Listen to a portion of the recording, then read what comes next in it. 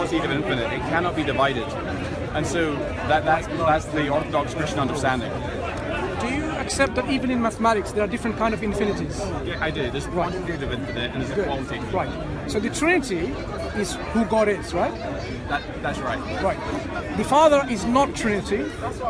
That's right as well, right? Not the full Trinity, that's correct. Right. So the Father is part of the Trinity. That is correct. So if the Trinity is God, the Father is not God, based on that definition. Say again? Because God is the Trinity. That is correct. Yeah. Because the Father is not the Trinity, he cannot be God, using that definition. And you have to be careful how you define your terms. You have to be nuanced in how you define your terminology. If by God you mean the entirety of that which God is, then no, the Father is not the totality of all that God is. The Son is not the totality of all that God is, and the Spirit is not the totality of all that God is. Each of the three persons together is individually a third of the Trinity. Nonetheless, each possesses 100% of that which makes God God, namely the divine quality, essence, attributes, prerogatives. So you're again affirming that the Father is like 1/3 of the Trinity, which is God. The Father is a third of the Trinity, that's correct. Yeah. Well, Trinity is God. That's what you define. I mean, if I had to ask you how many gods do you believe in, you'd certainly say one God, right? Okay. How many one gods do you believe in? One God or more than one God? I believe in one God. Right. The Father is not that one God, is what I asked you before, and this is what I want you to clarify. Because if there is only one God, is that the Father? The Father is a third. So you've got two senses in which you use the word God, and so you have to be careful as to define what sense you mean the term in. We have two definitions of God.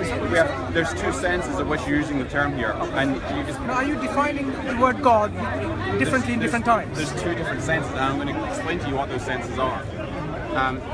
We believe in one.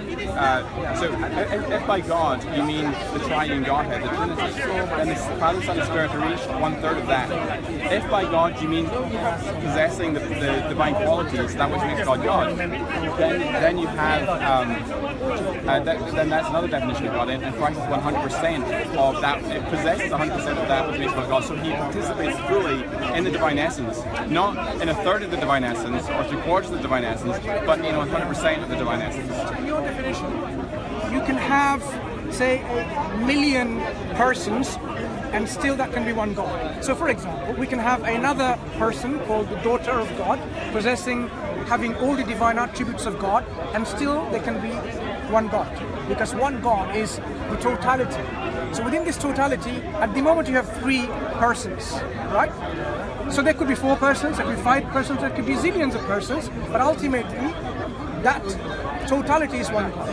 Yeah? So that's one definition. But when you talk about individual members, you don't use the same definition of God, you use a different definition of God in that sense. They possess divine attributes, prerogatives, qualities, as you said. So when we look at all these things, so is Trinity something that, which makes one God? Is it by choice or is it forced upon them, these persons? Because the reason why I'm asking is, you have to, clarify your views about one God. Because when we find the Father, for example, or the Son, for that matter, each possessing everything that makes God God. Okay? So the Father is not in any way less than God, in any way, shape or form. Being God in that sense, but still he's not the totality of God. That means the Godhead is actually bigger, if I can use this term loosely, bigger than the individual members. So when these individual members who are God, by your definition, do they became united by choice, or was it forced on them? Well, neither. I mean, there's the false dichotomy. I mean, they are eternally in that relationship. So it's not that they became united; it's that they've eternally been united in the essence of God. The entirety of that which God is not exhausted on the person of Christ. There are 3 divine persons: Father, Son, and Spirit. And the Son is the Son is fully God in the sense that he possesses the fullness of the divine essence and participates in the divine essence. But he's not all that God is not exhausted upon the person of Christ. Okay, that's a very interesting question. May I ask something about that? Go ahead. So you say that what God is not exhausted in the person of Christ. That's right. So you're saying that Christ therefore is not fully God. I know. I think he is fully God. If he's fully God, he does not exhaust. No, I said you have to. What is the two different senses in which I'm speaking. Okay. So there's a sense in which he is. If by God you mean the Trinity, well, he's not the entire Trinity. So he's not the entire Triune Godhead, but he's fully God in the sense that he participates fully in all of that which makes God God, the divine qualities, the divine attributes, the divine prerogatives, the divine essence, and so forth. So there's two different senses, and I'm trying to understand that. Yeah. So when you say that he participates fully in all divine attributes, does that not mean that he exhausts that which makes him God? You said he doesn't. Well, sure. There's also the Father and the Son, and they have different roles within the Trinity. They have different functions within the Trinity. In terms of the divine attributes, these are fully possessed by the Son, fully possessed by the Father, fully possessed by the Son. Nonetheless, the Father, Son, and Spirit are distinctive personalities who are not interchangeable. And in the person of Christ, you don't have the fullness of the Trinity.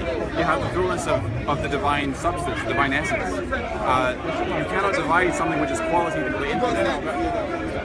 So Christ does not exhaust that which is God, right? So that which is God has something other than Christ. Say again? Has something other than Christ. That which is God includes other than Christ. That which makes God God is the divine attributes. God includes other than Christ.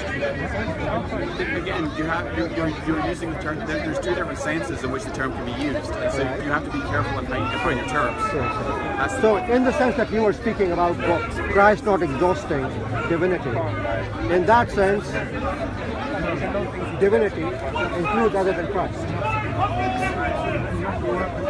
Again, you have to define what you mean. I'm speaking in whatever definition you have. So, again, there's two ways in which the word divinity is used, right? There's the possession of the divine qualities, the divine attributes, omniscience, omnipresence, omnipotence, and so on, benevolence, all these are divine qualities and attributes.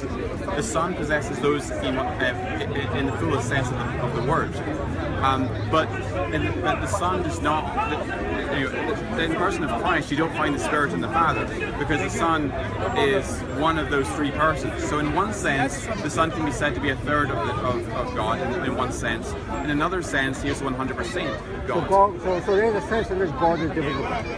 Sorry? So there is a sense in which God. There is a sense, and it's not. There's a sense in which God is divisible. That is the Orthodox historical understanding of the Trinity. It's a heresy. It's not.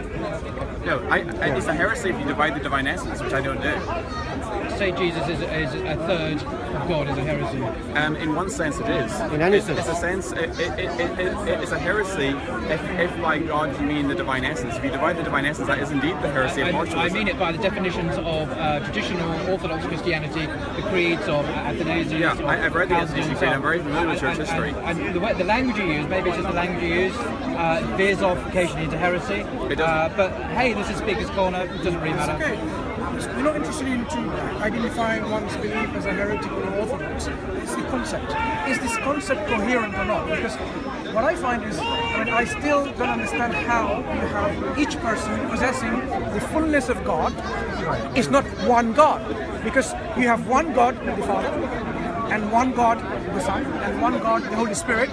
Why do you then say that's not three gods, but that's one God, when clearly each member is clearly one God? See, you're putting a false dichotomy to me. You're asking, so if I say that the fullness of all that God is exhausted on the Son, then that would be tritheism, because then you'd have the Father, Son, and Spirit each fully exhausting all that God is. That would be tritheism. If, on the other hand, you say that each possesses only a third of the divine essence, that would be partialism, both of which are heresies.